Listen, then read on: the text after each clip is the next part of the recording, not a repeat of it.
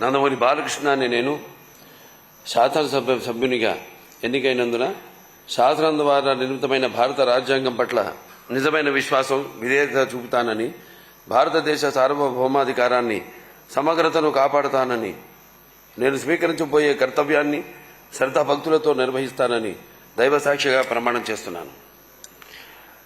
ఆంధ్రప్రదేశ్ శాసనసభ సభ్యుడినైన నందమూరి బాలకృష్ణ అనే నేను సభ నియమాలకు కట్టుబడి ఉంటానని, వాటిని అనుసరిస్తానని, సభ మర్యాదలను పాటిస్తానని, సంప్రదాయాలను గౌరవిస్తానని దైవసాక్షిగా ప్రమాణం చేస్తున్నాను.